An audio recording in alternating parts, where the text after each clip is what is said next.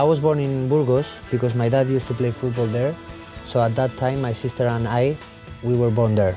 My first step in football was in Oviedo. My first team was called La Fresneda. And I remember I was about 5 years old when I started. After playing in La Fresneda, I moved to Juventud Estadio, another team in Oviedo where my dad used to play as well. I remember I made a lot of friends, I still have contact with them, and I learned a lot of things from life and from football. When I was 12 years old, I moved to Real Oviedo Academy. At that age, it was one of my dreams. I remember in my first year we won the Asturias Championship, and I was lucky enough to score 65 goals. It was an unbelievable year for me. After spending 3 years in Real Oviedo Academy, I moved to Madrid. I was too young and it was a bit difficult for my family, but I wanted to become a football player and it was part of my dream. When I was 15 years old, Real Madrid came to Asturias and signed me, and it was a massive step in my career. I arrived to Madrid and we were living in a SEC school where I remember I made a lot of friends. I was studying and I grew up a lot. I spent in Real Madrid Academy 4 years, from cadetes until second team. While I was playing in Real Madrid Academy in the category of juveniles, with the national team we won the European Championship under 19 and I was proclaimed best player in the tournament. That was my first big trophy and I was the happiest man in the world. The year after, at the age of 18 years old, I made my debut in second division with Real Madrid Castilla. During this season, I was lucky enough to score 10 goals and it was very important in my process as I became a professional footballer.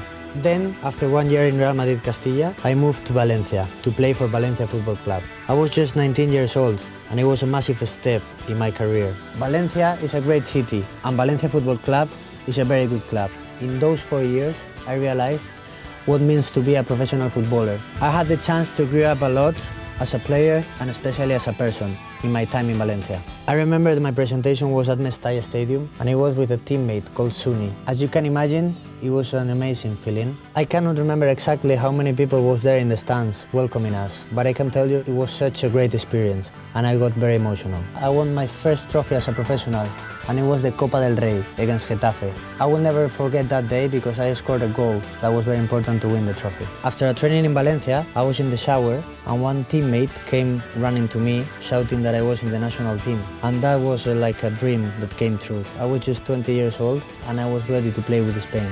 The first goal with the national team, it was a game in Villarreal against Chile. But when I made my debut, it was in such a stadium like Santiago Bernabeu against Turkey in an official game.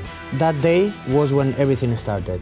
After that, I played in the Confederations Cup in South Africa, and the summer after, we all remember what happened in 2010. We traveled to South Africa with a dream, and we became world champions for the first time in our history.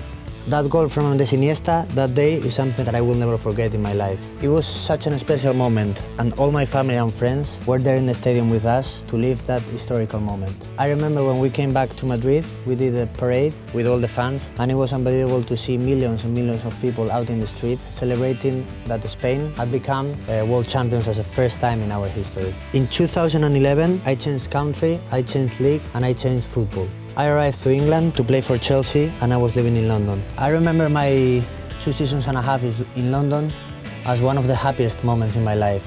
In my first year, we won the Champions League, as well the first time that Chelsea won the trophy, and we won the FA Cup, a very special tournament in England. And playing at Wembley was something very, very special. And I was selected man of the match of that game.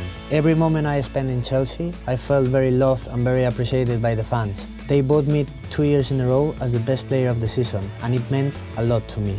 In my second season in Chelsea, we won another European trophy, the Europa League this time. It was 2-1 for us, goals from Fernando Torres and Ivanovic, and I have to tell you now that I had a very special relationship with corner kicks when I was in Chelsea. To win the Champions League, we drew the game in the 19th minute from a corner kick that I took and Drogba headed into the goal. And to win the Europa League, it was the same, but with Ivanovic as a goal scorer. In 2012, with the national team, we won the Eurocup against Italy with a 4-0 result. I came into the pitch in the second half and I scored the 4th goal, and it was one of the highlights in my life. In January of 2014, I moved from Chelsea to another great club, Manchester United, where I'm playing right now. The feeling that playing at Old Trafford as a home player is something that you cannot explain with words or speaking. It's something that you have to feel. Playing in front 75,000 people every 2 weeks is something that makes you feel very, very proud. Old Trafford is one of the most special places to play football around the world, and you can feel it as soon as you get into the pitch.